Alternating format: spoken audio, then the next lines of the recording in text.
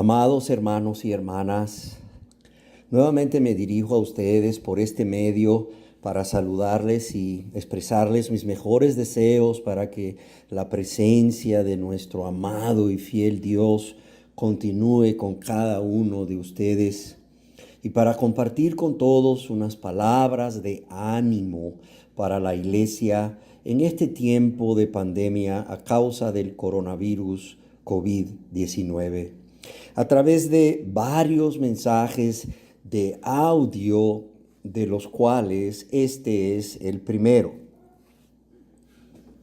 El 31 de diciembre del 2019, las autoridades sanitarias de la ciudad de Wuhan, en la provincia de Hubei, en China, informaron sobre la aparición de 27 personas diagnosticadas de síndrome respiratorio agudo grave de origen desconocido, habiéndose diagnosticado el primer caso el 12 de diciembre.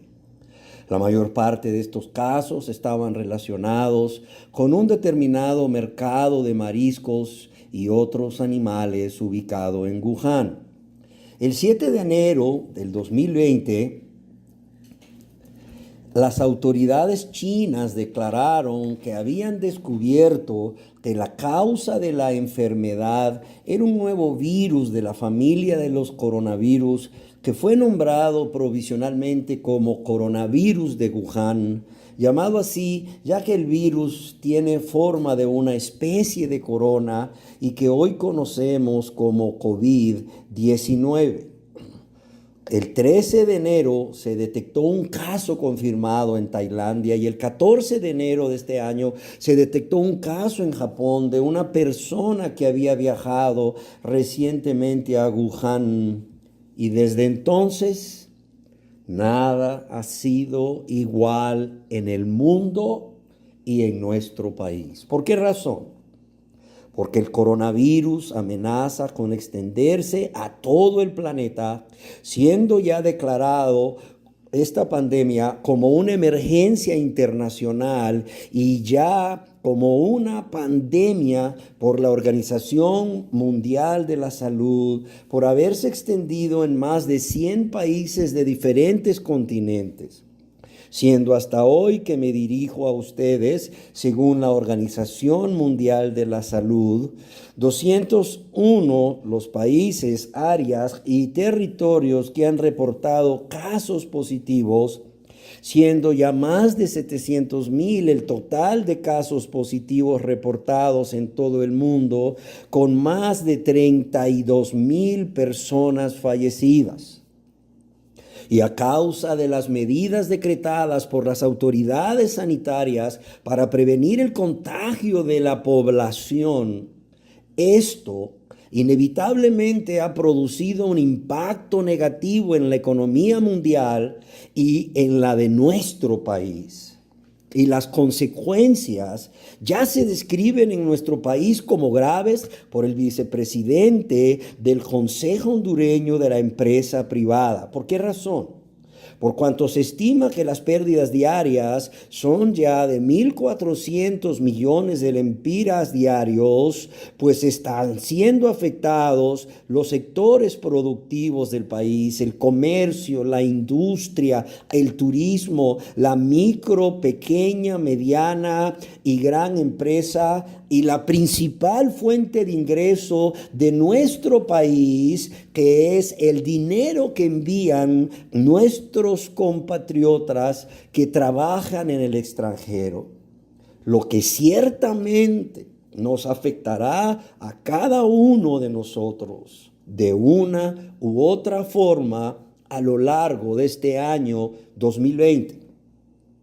La posibilidad de contagiarnos con el coronavirus, junto con el mayor o menor grado de dificultad para proveer el sustento en la mesa de cada uno de nosotros a lo largo de este año, es lo que me ha motivado a dirigirme a ustedes a través de este medio y de esta serie de conferencias para infundirles ánimo y confianza en nuestro Dios y Padre, que he titulado Palabras de ánimo para la iglesia en tiempos de pandemia. ¿Por qué razón? Porque la pregunta que viene a la mente de muchas personas que profesan ser cristianas es: ¿se verá afectado el pueblo de Dios durante esta pandemia? Y la respuesta es: claro que sí. Muchas personas que profesan ser cristianas afirman que no hay nada que temer durante esta crisis porque la sangre de Cristo les guardará de todo mal si son cristianos o cristianas. ¿Por qué? Porque son hijos e hijas de Dios y reclaman las promesas que Dios ha hecho al pueblo de Israel y a su iglesia cuando ellos y ellas nunca se han convertido a Dios y por tanto no son salvos, no son cristianos, ni son hijos o hijas de Dios. Por otro lado, han aparecido falsos profetas que proclaman que Dios ya les había revelado la llegada de esta pandemia por el coronavirus y que también Dios les reveló que su pueblo sería guardado, así como lo fue el pueblo de Israel en Egipto, cuando Él envió las plagas. ¿Y de qué manera? Ungiendo los dinteles de las puertas de sus casas con aceite. O que los cristianos tomen una gota de aceite por la mañana y por la noche mientras dura la pandemia. O como un falso apóstol que ha declarado que por la unción y el poder que Dios le ha dado, él decretaba que ataba al coronavirus a nivel mundial y que al demonio detrás de ese virus lo echaba fuera. Aún más, que declaraba sanos a todos los enfermos de coronavirus que habían hasta ese entonces en el mundo. Sin embargo, la realidad que vemos es otra, y esta es que el coronavirus continúa infectando a más y más personas a nivel mundial, y cada día estas naciones que han reportado nuevos casos positivos también están reportando más y más muertes. Y las personas en ese momento que estaban infectadas de coronavirus, cuando este apóstol hizo la declaración o decretó por el poder y la unción de Dios que todos eran sanados a nivel mundial, no se sanaron. Amados y amadas, creo firmemente que habiendo creado Dios al ser humano y a su creación bueno en gran manera, todo cambió en la vida del ser humano y en la creación de Dios en el mismo momento que Adán y Eva pecaron. Y siendo que los cristianos, el pueblo de Dios, habitamos en un mundo caído, no estamos exentos de padecer enfermedades y aún hambre como las personas que no son cristianas. En el libro de Levítico, capítulo 13, encontramos las instrucciones para que el sacerdote pudiese realizar el diagnóstico y cómo proceder en los casos en que una persona presentase una lesión en la piel o cuero cabelludo o en su ropa que pudiese ser contagiosa e incurable y que pusiese en peligro la salud del resto de la población o del resto del campamento. Y así en Levítico capítulo 13, verso 1 al 8, leemos con respecto a la piel de la persona. Habló Jehová a Moisés y a Aarón diciendo: cuando el hombre tuviera en la piel de su cuerpo hinchazón o erupción o mancha blanca y hubiera en la piel de su cuerpo como llaga de lepra, será traído a Aarón el sacerdote o a uno de sus hijos los sacerdotes. Y el sacerdote mirará la llaga en la piel del cuerpo. Si el pelo en la llaga se ha vuelto blanco y pareciere la llaga más profunda que la piel de la carne, llaga de lepra es. Y el sacerdote le reconocerá y le declarará inmundo. Y si en la piel de su cuerpo hubiere mancha blanca, pero que no pareciere más profunda que la piel, ni el pelo se hubiere vuelto blanco, entonces el sacerdote encerrará al llagado por 7 días. Y al 7º día el sacerdote lo mirará. Y si la llaga conserva el mismo aspecto, no habiéndose extendido en la piel, entonces el sacerdote le volverá a encerrar por otros 7 días. Y al 7º día el sacerdote le reconocerá de nuevo, y si parece haberse oscurecido la llaga y que no ha cundido en la piel, entonces el sacerdote lo declarará limpio. Era erupción, y lavará sus vestidos y será limpio. Pero si se extendiere la erupción en la piel, después que él se mostró al sacerdote para ser limpio, deberá mostrarse otra vez al sacerdote.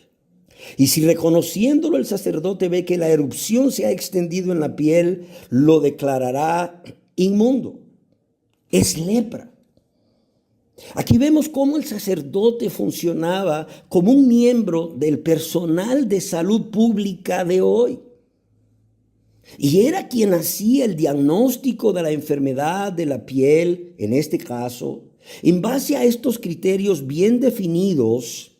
Y parece ser que el sacerdote hebreo podría ser el primero en el mundo antiguo en aislar a una persona sospechosa de una enfermedad infecciosa y contagiosa. También en Segunda de Crónicas, capítulo 20, versos 5 al 9, encontramos en la oración a Dios de este rey piadoso, Josafat, a causa de la invasión de los moabitas y amonitas, la realidad de que sobre el pueblo de Dios podía venir pestilencia y aún hambre. Y yo quiero leerles parte de esta oración. Entonces Josafat se puso en pie en la asamblea de Judá y de Jerusalén, en la casa de Jehová, delante del atrio nuevo, y dijo: Jehová, Dios de nuestros padres, ¿no eres tu Dios en los cielos y tienes dominio sobre todos los reinos y las naciones? ¿No está en tu mano tal fuerza y poder que no hay quien te resista? Dios nuestro, ¿no echaste tú los moradores de esta tierra delante de tu pueblo Israel y la diste a la descendencia de Abraham tu amigo para siempre? Y ellos han habitado en ella y te han edificado en ella santuario a tu nombre, diciendo: si mal viniere sobre nosotros, o espada de castigo, o pestilencia, o hambre, nos presentaremos delante de esta casa y delante de ti, porque tu nombre está en esta casa.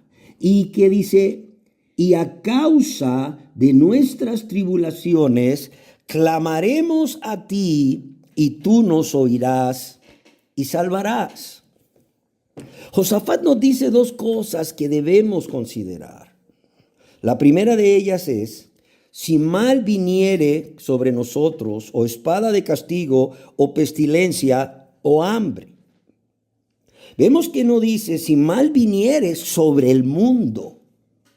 No dice si mal viniere sobre el mundo, sino que si mal viniere sobre nosotros, confirmándonos que el mal puede venir sobre el pueblo de Israel en forma de peste o hambre.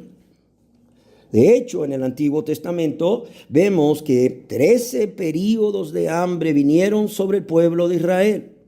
Y en el Nuevo Testamento leemos acerca de un período de hambre que vino en tiempos del emperador romano Claudio, en el año 46 y 47 después de Cristo, hambruna que afectó a los cristianos y que está descrita en el libro de los Hechos de los Apóstoles, capítulo 11, verso 28-29, en donde leemos: en aquellos días unos profetas descendieron de Jerusalén a Antioquía y levantándose uno de ellos llamado Ágabo, daba a entender por el Espíritu que vendría una gran hambre en toda la ciudad o en toda la tierra habitada.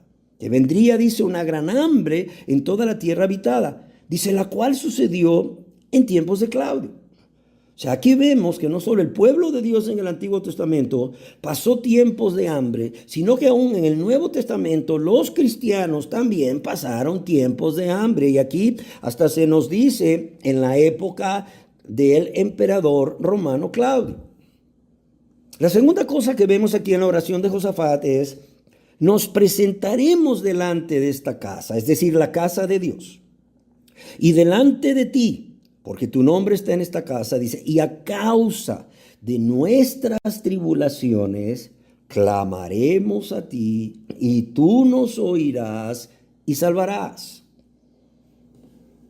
¿Cuál es la gran diferencia entonces entre los no cristianos y los cristianos en tiempos de epidemia y de hambre? Y hago esta pregunta porque ya vimos que a causa de que los cristianos estamos viviendo en un mundo caído, tanto los cristianos como los no cristianos podemos ser afectados por epidemias, por pestes y por hambre. Pero la gran diferencia entre los no cristianos y los cristianos en tiempo de epidemia o de hambre es que, óigalo bien, en primer lugar, con respecto a los cristianos, Dios nos dice en su palabra, claman los justos y Jehová oye y los libra de todas sus angustias.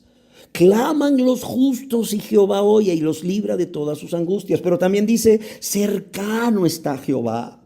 Cercano está Jehová a los quebrantados de corazón y salva a los contritos de espíritu.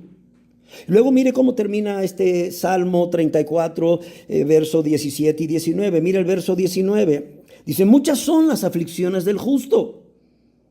Muchas son las aflicciones del justo. Puede ser la amenaza de una enfermedad, la amenaza de hambre. Dice, muchas son las aflicciones del justo, pero de todas ellas le librará Jehová. En segundo lugar, el pueblo de Dios tiene un Padre que sabe de qué cosas tiene necesidad, o exactamente lo que necesitan, como traduce otra versión de la Biblia, exactamente lo que necesitan antes de que se lo pidan. Mateo capítulo 6, verso 8. Y en tercer lugar, nuestro Dios, el Dios de los cristianos, nuestro Dios, nos ha prometido en Hebreos capítulo 13, verso 5, no te desampararé ni te dejaré. No te desampararé ni te dejaré. ¿Qué está diciendo Dios? Dios está diciendo que Él va a estar con sus hijos y sus hijas, con su pueblo, con los verdaderos cristianos, morando en la persona de Jesucristo a través del Espíritu Santo.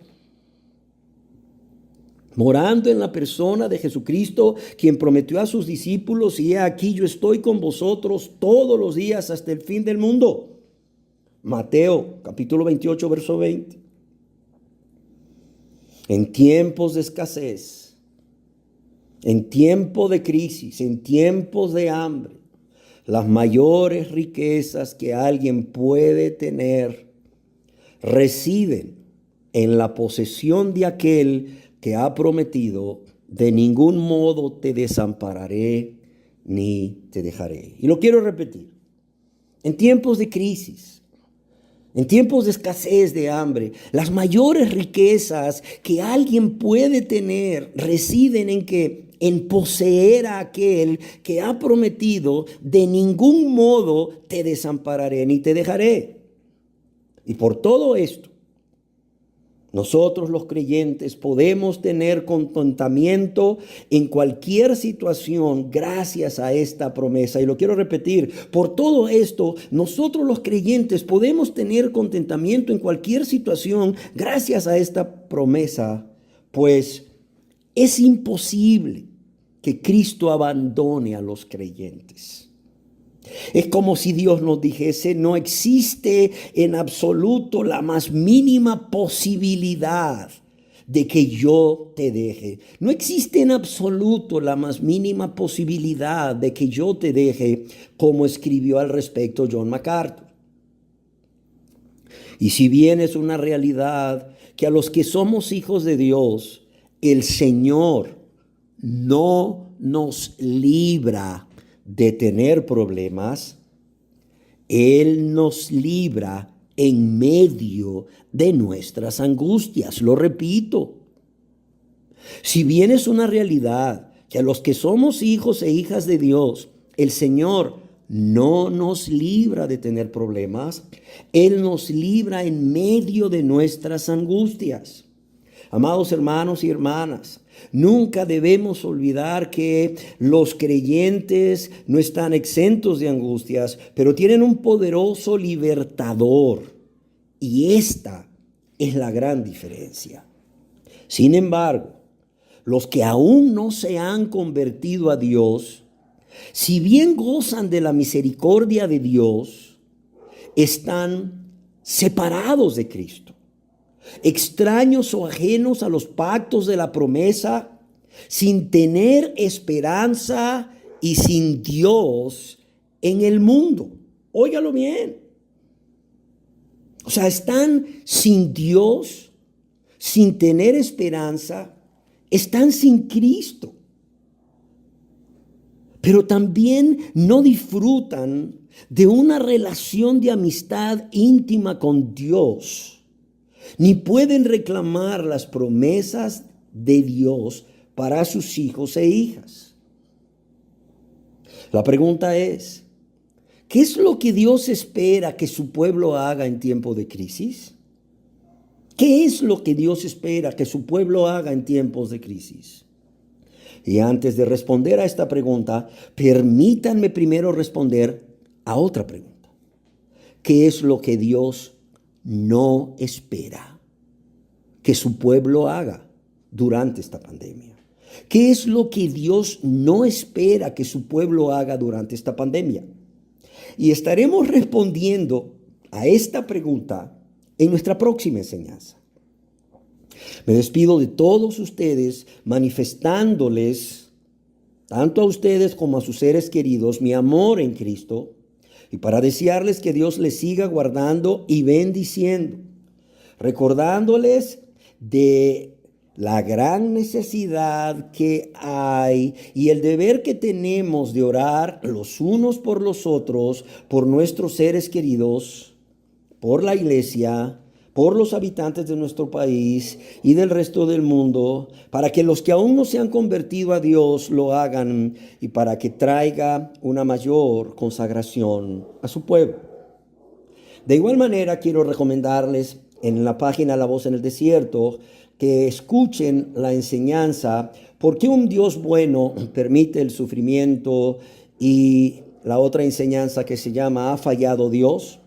Así como también estas enseñanzas que se estarán subiendo a La Voz en el Desierto, que tienen por título Alabad a Dios porque Él es bueno. Esperamos podernos encontrar a través de este medio próximamente. El Señor los bendiga grandemente. Reciban todos saludos de mi familia.